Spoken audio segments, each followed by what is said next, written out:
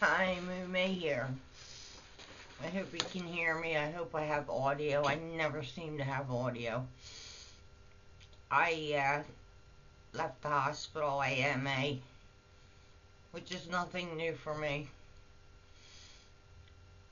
because I couldn't breathe at all, like in the morning around 10 o'clock. And I had a real bad attack.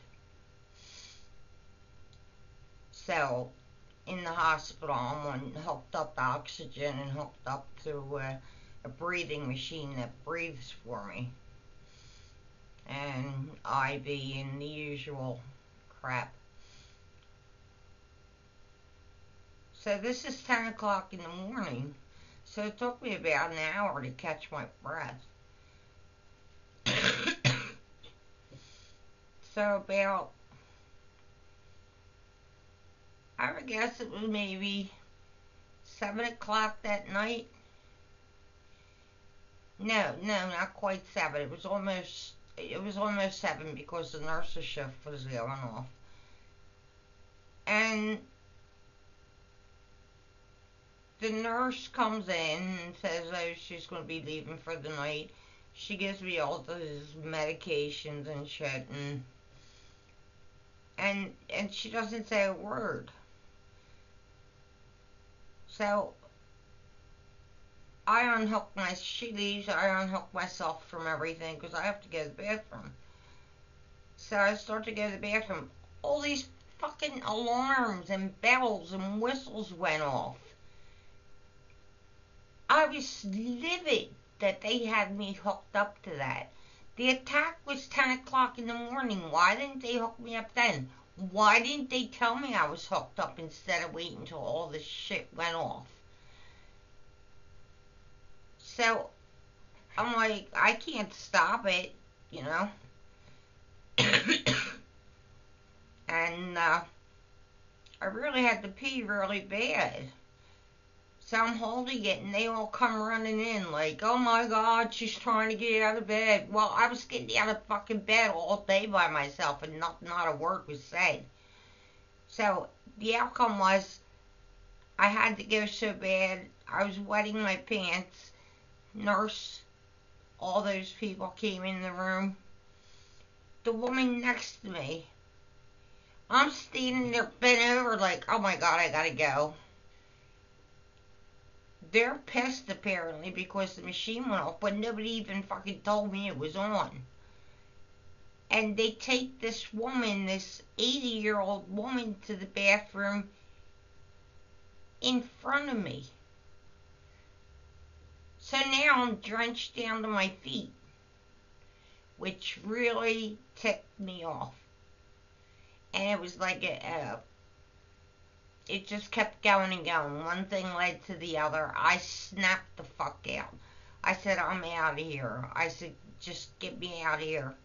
Take the IV out. I'm leaving. Oh, you can't leave. Blah, blah, blah. Doctor, it's against AMA. You'll have to pay the bill. And all. I said, I don't care. I'm leaving. And this went on for hours. They refused to take my IV out. They refused to let me go. But yet they couldn't hold me at the same time.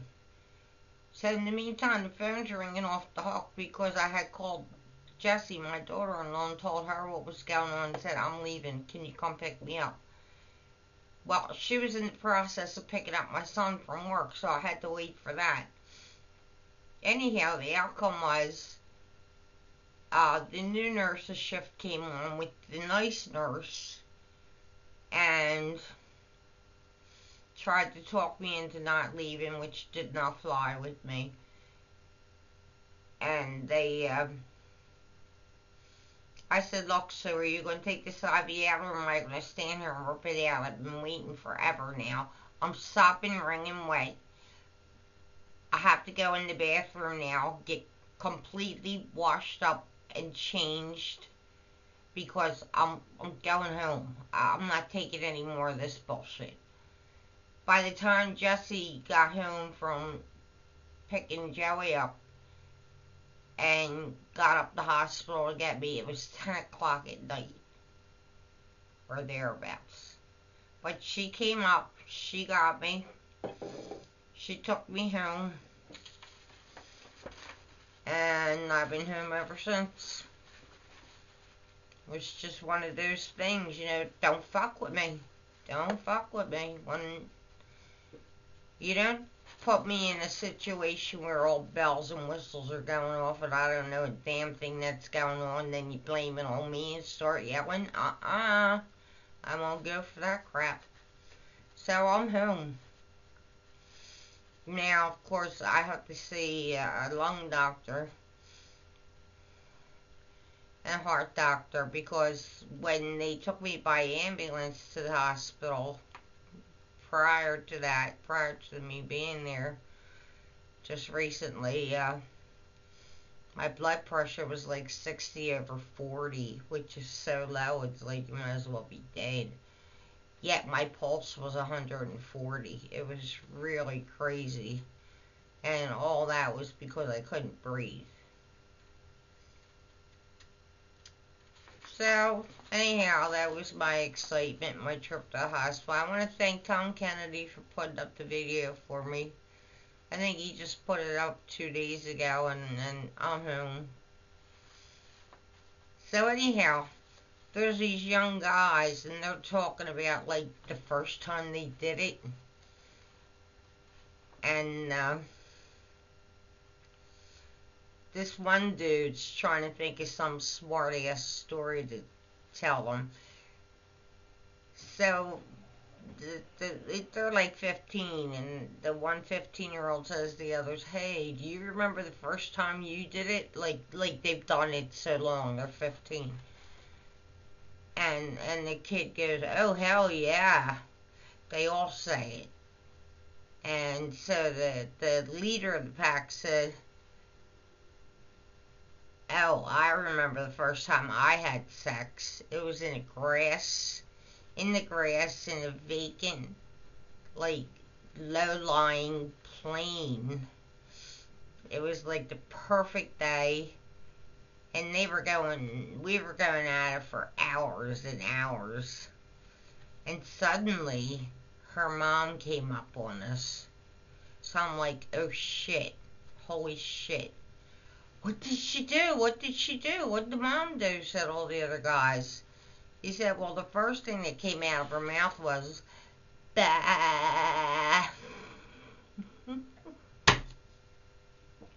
And Jimmy Riley, I rate them. I don't give a flying fuck if you believe me or not, or if you like it or not, or if you like the jokes or not. You can go fuck yourself. You know I love you.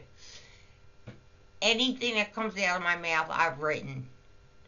You show it to me somewhere in the book in writing, because you're not going to find it.